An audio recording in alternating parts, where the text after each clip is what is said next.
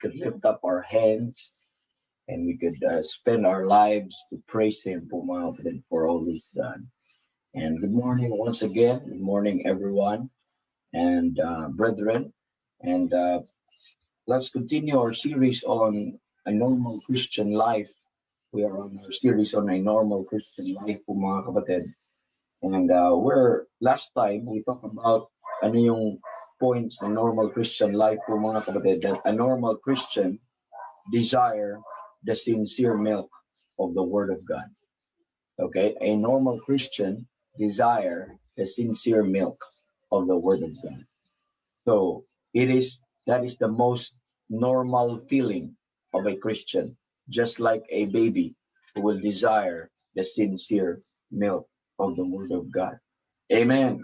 So that simple analogy of a baby, mga kapatid, that a normal baby would always crave for milk. Because mga kapatid, in this Christian life, you are born into it. Okay, you are born in the Spirit. You are born into, ano po mga kapatid, into this Christian life. Then that perfect analogy is just like a newborn baby. Okay, a newborn baby. So a normal baby will always crave for milk. And they crave it in a rather serious way. Talagang pag hindi mo sila mabigyan ng gatas ay talagang hindi po yung titigil sa kaiyak pag magugutom po mga. And it's all they crave. They don't crave other than milk. Amen. At yun po ang kanila pong hiningi. And as the normal baby po mga kapatid craves the milk mga kapatid, so also the normal Christian or a normal Christian po mga kapatid. Amen.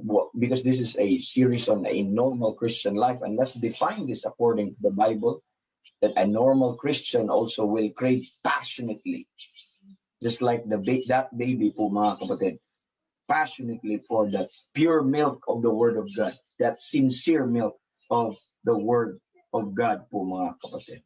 And one thing is true about normal babies. One thing is true about that normal babies po mga kapatid. You don't have to work hard on them to get them to feed.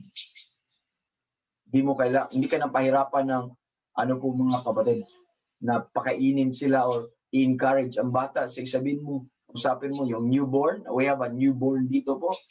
Ang aming little David. At sabi, di mo kailangang kausapin, nak, sige na, milk, milk, please, magdede ka na. Antayin mo na lang siya kung kailan siya magugutom. Amen. Pag once na aabot na siya doon, nakaw po. Amen. You don't have to work hard to get them to feed because naturally they will do that. Amen. If that baby could just speak, amen, he will do that. If he could just speak, he will do that. Pero hindi po, they will naturally do that, and that is the longing and the desire that God has built in them. Amen. It is a very natural and a very normal thing that that baby will cry out to be fed. Amen. Now, what about the Christians? What about you and me po mga kapatid? And that should supposedly our passion in learning the Word of God. They will just cry out, I need preaching. I want to hear the Word of God. And they will seek and look for it and find it. Amen. And satisfy themselves and lavish themselves of the sweetness, mga kapatid, and of the taste of the Word of God. Amen. But sad reality. Ito po yun. Kaya nga wala na tayo sa normal na track ng kung ano dapat ang Christian.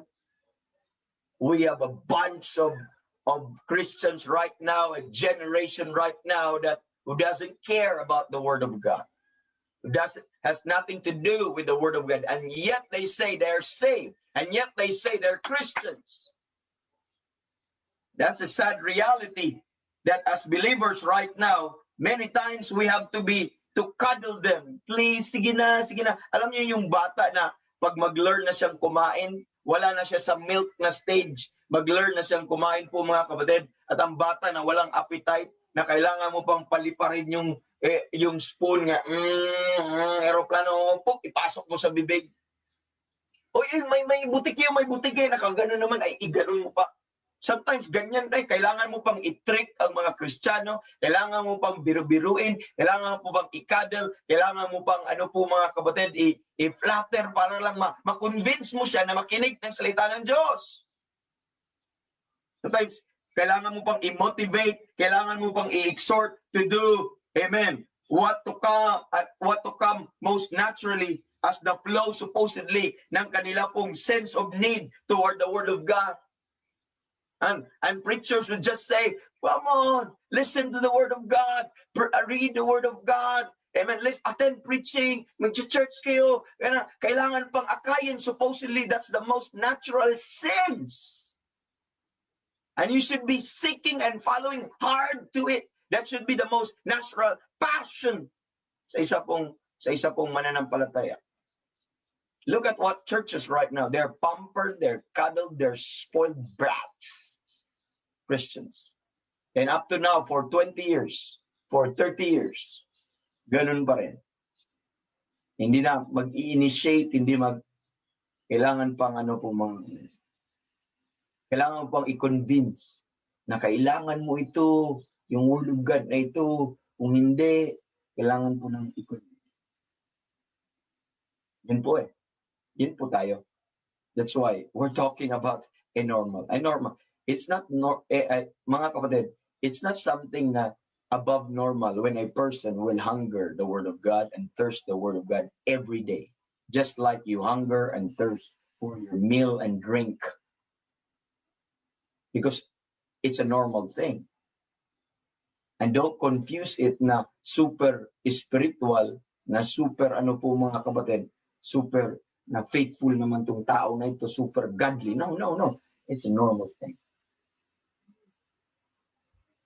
Hindi pa yun ang wala ka pa sa ideal pagdating ka sa mga bagay na yun. Again, ang goal is to live a normal Christian life. Kasi yung ideal po mga kapatid, wala na tayo dun sinless perfection yan. I know na hindi natin ma-attain. But dito po we grow sa atin pong Christian life supposedly. We'll be talking later on yung growth na yun. Dito muna tayo as a newborn babe, desire the sincere milk. Amen. My question is, do you have that craving? Amen. Do you have that real desire for the Word of God? I told you yesterday, if you don't, you put a question mark on yourselves and have an honest assessment to yourselves and ask yourselves, am I really normal? Kung I know I'm saved, you'll say, I know I'm saved. But am I a normal or am I a spiritual retarded? Amen. Don't live on that conceit because you can. How do you know? How could you assess yourself? Kasi kung ikaw ay po mga kapatid, kung ikaw ay nasa physical, hindi mo ma-discern sa sarili mo kung normal ka ba. Ang mga baliw nga sa tingin ng baliw, tayo yung baliw. Sa tingin naman natin sila ang baliw. Bakit po mga kapatid? They have their own world. Tama po ba? But they're existing, they're living, but they're not normal, they're not sound, they're not sober. Pero they could not discern na po sila. Baliw sila kasi may mga imaginary people sila nakikita. That's why nagsasalita sila mag-isa. Pero sa kanila, real yun sa mundo nila na may totoo silang nakita. And dahil hindi natin nakita yung nakita nila, that's why tawag natin sa kanila, na ata to? Nabaliw na. Amen. Pero hindi sila sa tingin din nila, bakit hindi mo nakikita ko? So, tingin nila, tayo din ang wala sa So, mahirap pag sa physical na mga kapatid, na abnormality, ay hindi nila ma-discern. Pero sa spiritual na abnormality, you can know na you stop growing. You can know na you are not in a normal state of what a Christian should be. At pwede mong malaman. How do you know? Because you have the book. You have the Bible. You could examine yourselves, mga kapatid. Kung ano na yung state mo sa buhay, you can even examine yourself whether you are in the faith and you can prove your own selves how that Christ is in you except ye be reprobate. So if you say you're saved, then you could know your status. You could look at the Bible po mga kapatid and say, oh, bakit ang layo ko sa sinasabi ng Biblia? Then repent and try to recover and try to adjust yourselves kung ano yung sinasabi ng Biblia and walk therein and start to live like one po mga kapatid. Yun po. Amen. And pero another question mark is, bakit wala man akong kagana-gana? Bakit parang wala namang nangyayari sa akin? Ligtas kaya ako? That's the next question. Baka naman talaga pinipilit ko lang sa sarili ko hindi ligtas. Ay, naligtas ako. Pero hindi naman pala. That's another thing. Bakit? Pag ang isang saved na tao, may new nature ka. At yung new nature na yun po mga kapatid, yun yung nagdi-desire at nagki-crave ng salita ng Diyos. Kung wala kang ganun, naturally, you don't want the Word of God. You have nothing to do with the Word of God. You don't want to hear it. Ang tingin mo, pag may nagpe-preach ng Bible, relihiyon lang yan. Ang tingin mo, pag may nagpe-preach ng salita ng Diyos, religious lang yan. Nang aakay lang yan, nang convert lang yan. Yun ang mentality. You don't want to hear it. You don't want to get anything from it. Po mga kapatid. Because I understand you don't have, I understand how could, do you remember po mga kapatid, Jesus Christ was telling to his disciples that there are people, it's just like you are giving pearls to the swine. You know, ano mangyayari? May mga ngayon, ang mga preachers ay nagbibigay ng pearl to the swine. You understand that? Baboy. Swine is a baboy. Alam naman natin yun. At pinapakain mo ang baboy ng pearl, gold, or any precious thing. Anong gagawin ng baboy? Kahit gaano pa yan kamahal, kahit gaano pa kaganda yan, kahit gaano pa po yun, majestic yung mga bagay na yan, totoo, anong worth na ibibigay mo sa kanila, baboy pa rin sila. Anong nangyayari? Gusto pa rin nila, kung sa Bisaya, lamaw. Gusto pa rin nila darak. Gusto pa rin nila mga panis na kanin. Gusto pa rin nila mga mga kapatid. Gaganon nila ng baboy yun, no? Kung sa Cebuano pa yun, ungarin. Iungad lang yan ng kanilang musok. Ano ba yan? Kagatin, tigas naman. O hindi ko naman makagat. Wala yan, wala. So, you see, do you understand that? Why? Because these swine or these pigs, mga kapatid, have no idea kung anong value or worth ng pearls na yun or ng mga binibigay sa kanila. They have no sense of understanding sa mga bagay na ito. They don't understand its preciousness. That's why it doesn't matter. You go ahead at po mga kapatid. The same true if you're unsaved po mga kapatid. You don't know what's the worth of the Word of God. And you don't have any idea that it's so important, it's so precious. That's why every time you hear it, you don't want to have it. Because your natural desire and your po mga kapatid, nature, if you don't have the nature that is of the saved na binigay ng Holy Spirit sa iyo, that nature na meron ka ngayon will go contrary and doesn't like what the spiritual things or most especially the Word of God is. They don't like it. That's why it's nothing to you. Kahit gaano pa kaganda ang sasabihin ng salita ng Diyos para sa Kanya, what? Ganun lang. Parang as if you are giving pearl to the swine. Po mga kapatid, they have no appreciation whatsoever. Mga kapatid. And naturally, I understand that. I understand that. Because that's me before. I don't have to do anything with the Bible. I told you before. And we even take a page. I don't know if I mentioned this, but I mentioned this in many of my preachings or maybe in programs. I take a page of this book.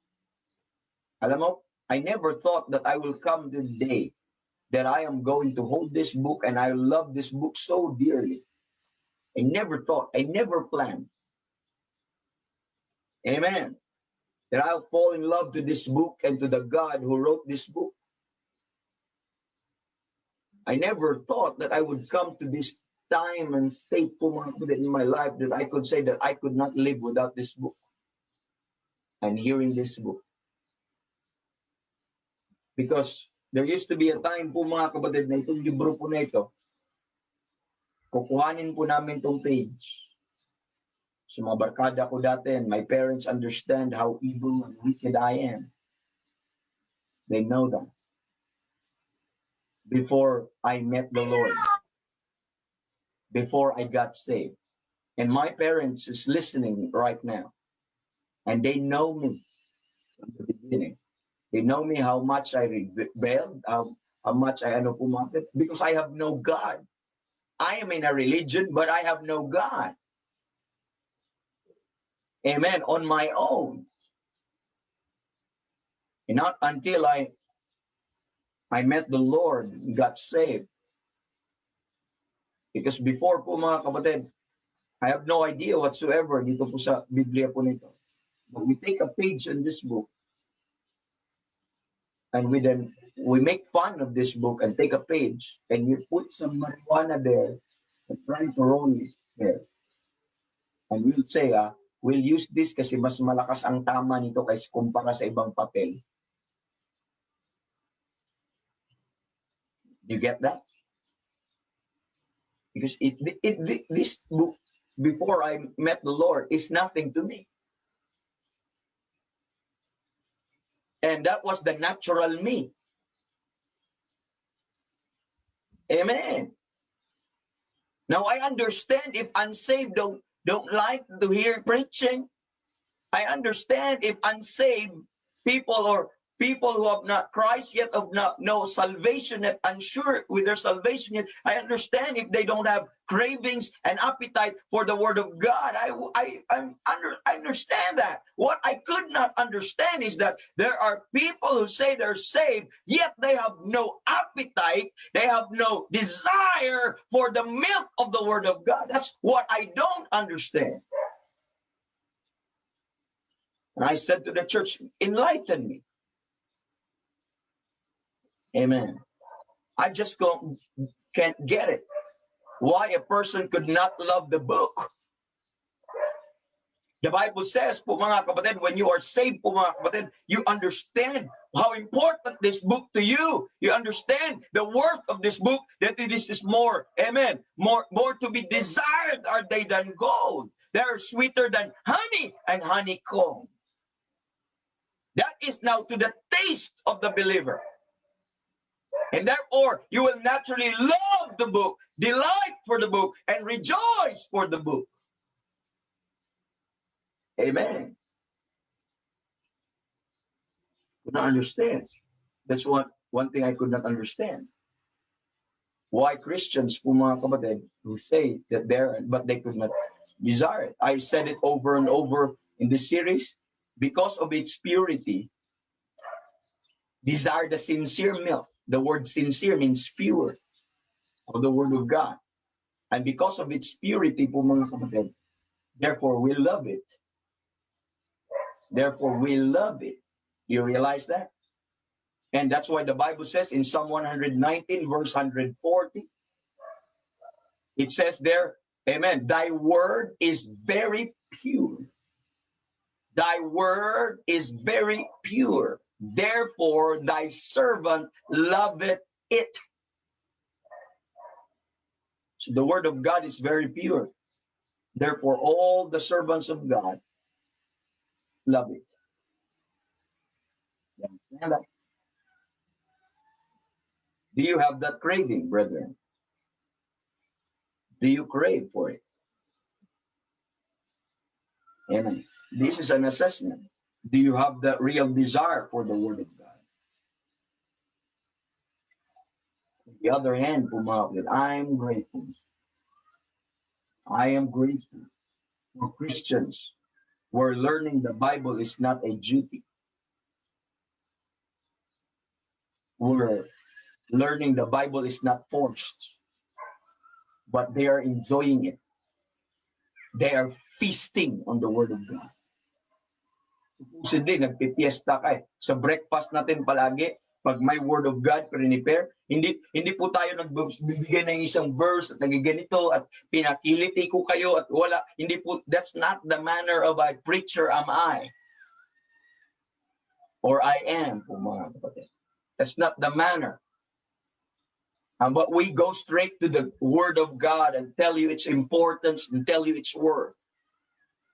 And I'm glad that there are Christians right now every day joining us here and feasting on the Word of God. Nag-enjoy, nagpipiesta palagi because this is our spiritual food. This is the food for our soul po mga kapatid. Amen. Now, it may not be food for the body, but it's the food for our mind, food for our heart, and food for our soul. And food for our spiritual life. And we're feasting every day.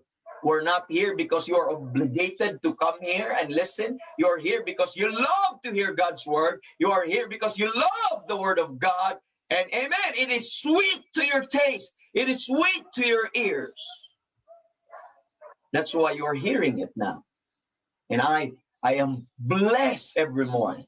You know, I may be the one standing here and trying to, mga kapatid, feed the word of God, because that is the ministry that God has called me to do, to feed the word of God to the saints, mga kapatid.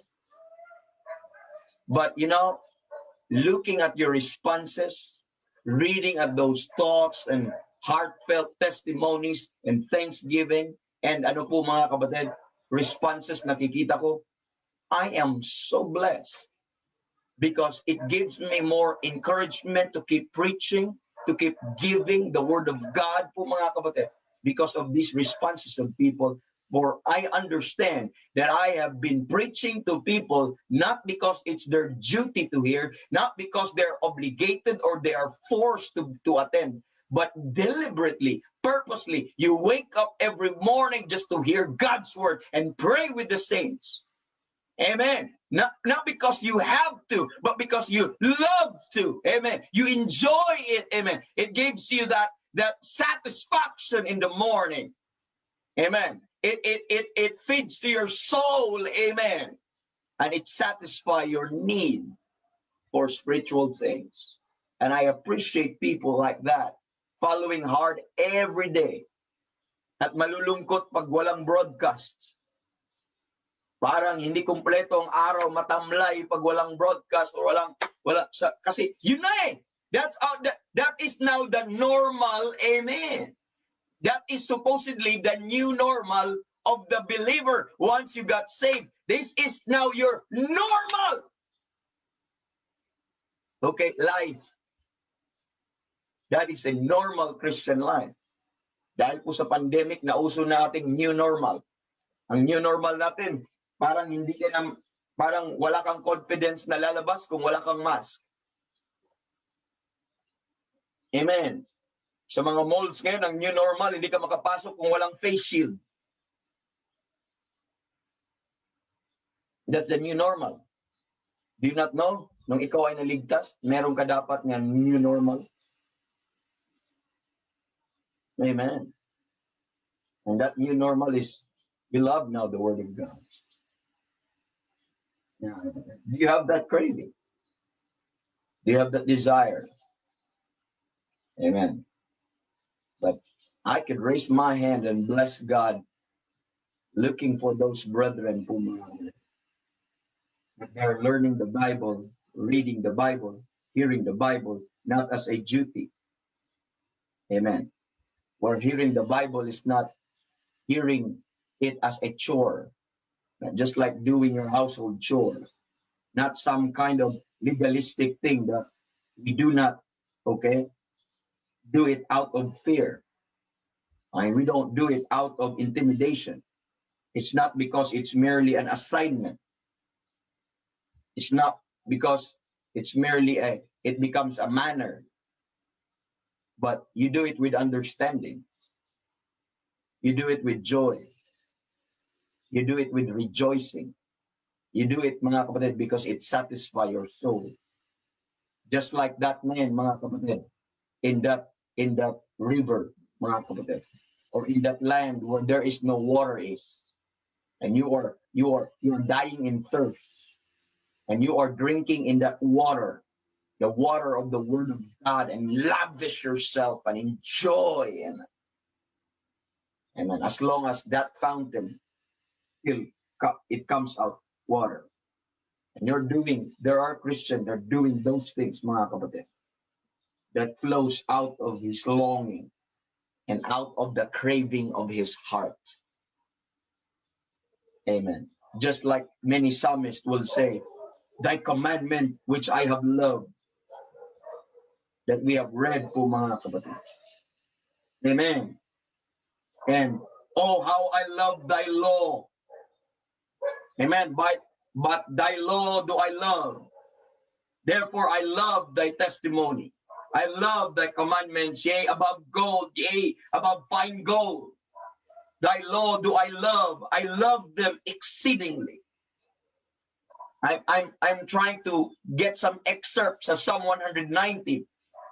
And you can say, thy testimony also are my delight. For therein do I delight. And I delight in thy law.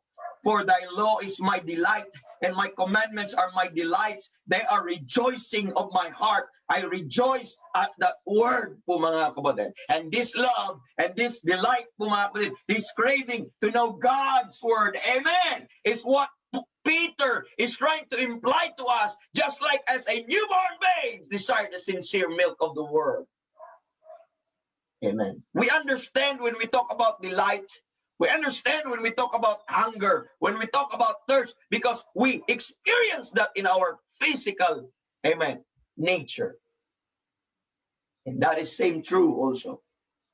Mga kapatid. We're just like this. Let's look at Psalm 42, mga kapatid. We're just like this heart. Amen. The Bible says in Psalm 42, na po sabi po dito po mga kapatid in verse number 1, as the heart panted after the water brooks, so panted my soul after thee, O God. Do you see kung gaano ang iyong heart nagdi-drink doon sa water brooks na sobrang ano po, he will die if he could not drink that water. Amen. Sabi doon dito, so panted my soul. Woo! Is that how you crave for God and for his word? My soul thirsted for God and for the living God. Amen. When shall I come and appear before thee, O God? One of my favorite psalm is Psalm 63. Psalm 63. The Bible says in Psalm 63 po mga kapatid, oh, thou art my God. Sabi niya, early will I seek thee. My soul thirsteth for thee. My flesh longeth for thee in a dry and thirsty land where no water is, to see thy power and thy glory as I have seen thee in the sanctuary, because thy loving kindness, amen, is better than life. My lips shall praise thee. Thus will I bless thee while I live. I will lift up my hands in thy name. My soul shall be satisfied as with marrow and fatness, and my mouth shall praise thee with joyful lips when I remember thee upon my bed and meditate on thee in the night watches, because thou hast been my help. Therefore in the shadow of thy wings will I rejoice. My soul followeth hard after thee. Thy right hand upholdeth me. But those that seek my soul to destroy it shall go into the lower parts of the earth. You understand that longing? You understand that hunger? I know you understand that. So we are talking about here of the natural, of the believer's natural longing. When we talk about as newborn babe, desire the sincere milk of the word, we're simply talking of the normal, okay, believers longing, the believers craving. Amen. the believer's compelling desire, mga kapatid, of something that is so strong and intense sa iyong inward nature. So strong, that is so intense, that gives you the urge that flows from your new nature. The nature that is saved, the nature that is created after the image of God, the nature that is spiritual, that will also crave and have a compelling desire po, mga kapatid, of spiritual things. And we all understand that thing. Amen. Amen. We all understand that. Just like a baby who desire that. And just like what I've told you po, mga kapatid, in 2 Peter chapter number 2, verse 2, 1 Peter 2:2, it did not tell you that you need to read the word, that you need to study. As newborn babes, they read the word. As newborn babes, they study the word. No, it did not. Although that is very true, we're not told that as newborn babes, you meditate on the word of God. We're not told as newborn babes, think on these things. We're not told that as newborn babes, teach or preach the word of God or search the word of God. But the Bible uses it, amen, desire. So he didn't say any of these things. Though all of those things, they're in utter importance po, mga kapatid. But what my point is that before you are going to do anything about God's word, before you do anything about hearing, about reading, about studying, about meditating, about thinking on these things, about searching, about preaching, about sharing of the word of God, before you do anything, amen, of those things, there's going to have first a desire. Desire is just like the flame and urge within you for the word. It is so foundational. That's where our, ano po mga kapatid, our love to read, our love to hear flows from. And everything else flows out of that intense and longing desire. That's what I'm trying to look and to tell you this morning, brethren. And I hope po mga kapatid ay hindi na tayo hindi na kailangan na sabihan o hindi na kailangan preachan para ka magbasa ng Bible, para ka mamahalin ang salita ng Diyos. If you are saved this morning, amen, just listen.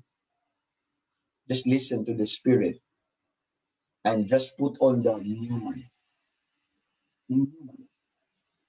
Na meron ka. Huwag yung flesh. Kasi pag flesh ang i-put on mo, ang mahuna, mananaig, ayaw mo ng salita ng Diyos. Pero kung if you put on the new man, which is renewed in knowledge, may renewed na ang spirit. At yung spirit na yun ng ating new man ay the desire, the sincere milk of the word. You put on the new man. I'm telling you, brother, hindi ka na kailangan pilitin. Hindi ka na kailangan dalhin at talagkarin para iinom ng tubig sa salita ng Diyos o kakain para sa salita ng Diyos. But you will be excited and you will be looking forward every time there is an opportunity to hear God's word. Get me, brother? It takes a desire truly and love for the word of God and delight for the word of God for you to listen every day, for you to anticipate and look forward. And I have seen such hunger, such ano po mga. I don't know, some of you have heard me 3 times a day. In the morning, sa workman's treasure, sa prayer breakfast, sa workman's treasure, at sa gabi. Or even more than, sometimes 4 times a day. Kung sa church, sometimes they heard me 4 times a day. Different preachings, different topics. Amen. but you still enjoy it. Just like eating a meal. Amen. You eat in the morning, you eat in the, kasi, gugutom ka naman. So, yung frequency din po ng salita ng Diyos, hindi ka actually manon. Talagang tuloy-tuloy lang yun. Hindi naman to snacks lang. Or kape-kape lang. That could not satisfy truly. Madami mga preachings ngayon na snacks lang, kape-kape lang. Wala mang laman, wala pong walang meat. Kaya ang resulta sa mga churches na yon ay malnourished ng mga Kristiyano. Amen. So I hope na ipaabot natin, and I think it's time to move on sa next part. Yun po ang pag-usapan natin bukas, and we'll be talking about a normal Christian life has a heart of thanksgiving. Now, you have to watch out for that and pray for that message. Tomorrow, we'll talk about has a heart of thanksgiving. So, tingnan po natin ano ang relationship ng thanksgiving of being saved, of being normal po mga kapatid. Okay? So, thank God for that, and let's go to the Lord in prayer, and let me mention quickly some of those things po mga kapatid na atin po na mention kanina, lalo na yung mga naidagdag po mga kapatid.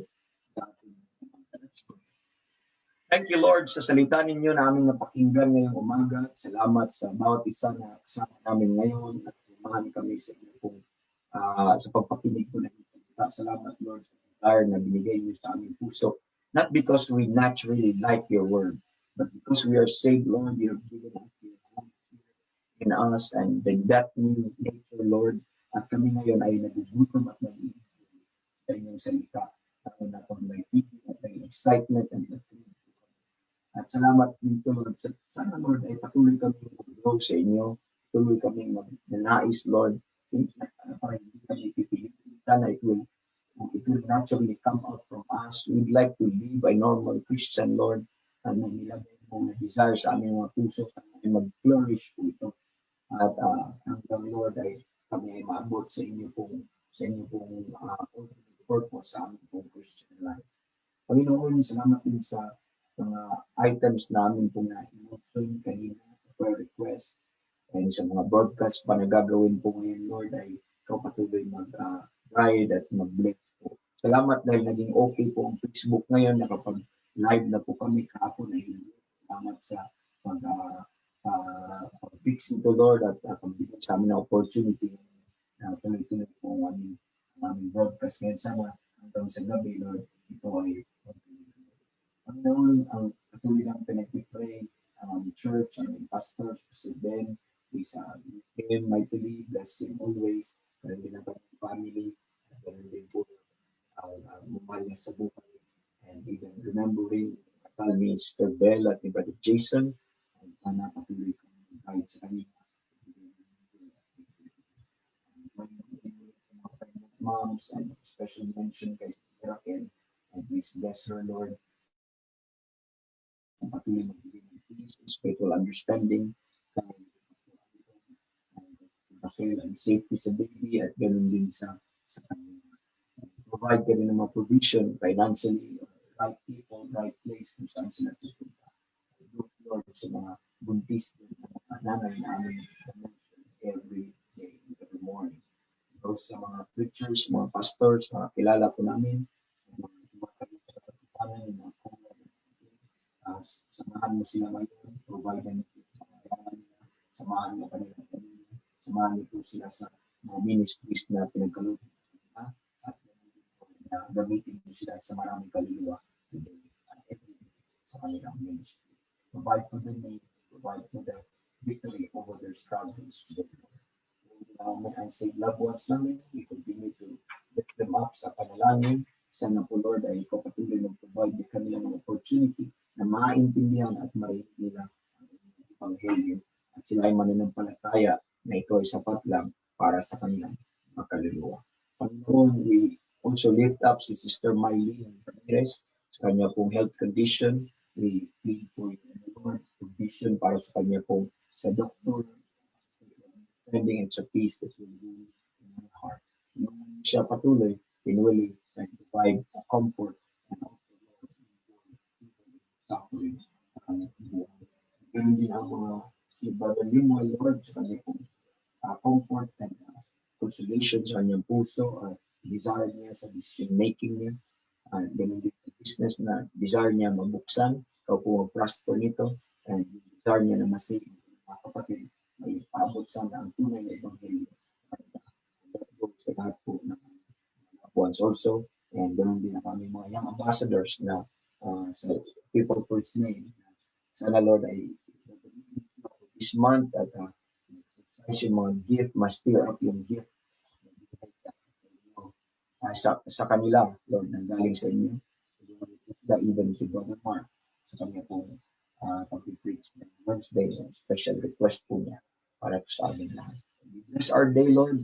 Bless you po ang araw na ito. At bless yung mga saints. I-bless niyo yung salita ng Diyos na aming napakinggan namin, na aming mabaong-baong, ay prosper. Keep us safe, Lord, not only physically, but also spiritually. Mga sandali ito, hindi po kami ma-allure ng mga temptation ng diablo at mga offers. Tulungan niyo kami na mamuhay sa inyong salita at patuloy tatayo at magnanais ko. Salamat sa napakalaking ganda opportunity ngayon umaga. Bless you now, Lord, and bless our day, and bless everyone. This we ask in Jesus' name. Amen. Amen.